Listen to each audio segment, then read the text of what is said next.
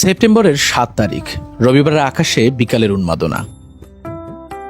প্রকৃতি যখন ফিরবে সন্ধ্যার ঘরে, ঠিক তখনই উলিপুরের সবুজ বুকে লেখা হলো এক নতুন আখ্যান।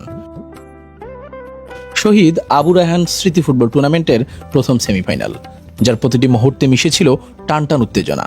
মাঠে যেন আজ বাঘসিংহের লড়াই। একদিকে কচাকাটা ফুটবল একাদশ, অন্যদিকে নাগেশ্বরী ফুটবল একাদশ। বাঁশি বাজল আর মাঠের ঘাস যেন জীবন্ত হয়ে উঠল।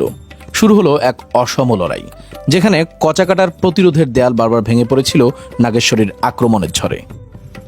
একে একে 4টি গোল, প্রতিটি যেন এক একটি দক্ষতার পরিচয়, যা রচিত হয়েছে খেলোয়াড়দের ঘাম আর দৃঢ়তার কালিতে।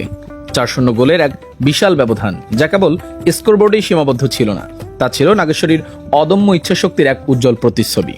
কচাকাটার স্বপ্ন সেদিন ধূসর হয়ে গিয়েছিল, আর নাগেশ্বরী পা রেখেছিল ফাইনালের আলোকোজ্জ্বল মঞ্চে। গ্রাম বাংলার ঐতিহ্যবাহী এ খেলার মাঠটি যেন ছিল এক মিলন মেলার মাঠ। গ্রামের প্রতিটি কোণ থেকে ছুটে আসা হাজারো মানুষের ভিড়, যাদের কণ্ঠে ছিল আনন্দ আর হতাশার মিশ্র সুর। জমকালো এ আয়োজনের প্রধান অতিথি হিসেবে উপস্থিত ছিলেন কুড়িগ্রাম জেলা জামায়াতে ইসলামীর বাইতুল মাল সেক্রেটারি জনাব মোহাম্মদ জহুরুল ইসলাম। নদী মাতৃক বা নদীর কাছে যারা থাকে, খেলাধুলা এবং শরীর চর্চার দিক দিয়ে তারা ফার্স্ট। তা আমি মনে করব এই সুযোগ শুধু নাগেশ্বরী এবং কচাকাটার মধ্যে সীমাবদ্ধ থাকবে না, থাকবে পুরা কুড়িগ্রাম জেলার আনাচে কানাচে।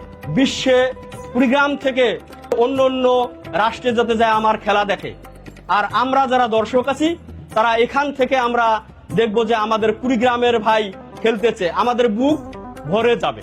বিশেষ অতিথি হিসেবে উপস্থিত ছিলেন উলিপুর উপজেলা জামায়াতে ইসলামীর ভারপ্রাপ্ত আমির অ্যাডভোকেট কামাল কবির লিটন, সেক্রেটারি জনাব তৌহিদুল ইসলাম, বাইতুল মাল সেক্রেটারি জাহাঙ্গীর আলম প্লাবন এবং উলিপুর পৌর জামায়াতের ভারপ্রাপ্ত আমির জনাব মাহফুজুর রহমান।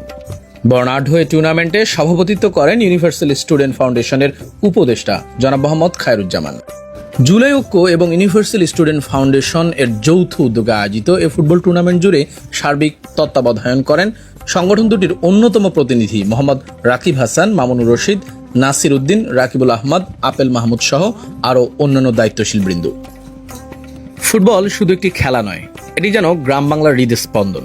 এই টুর্নামেন্টের প্রতিটি গোল, প্রতিটি পাস, প্রতিটি উচ্ছ্বাস প্রমাণ করে এখনো গ্রাম বাংলার খেলাধুলা শুধু বিনোদন নয়, বরং জীবনের এক অবিচ্ছেদ্য অংশ।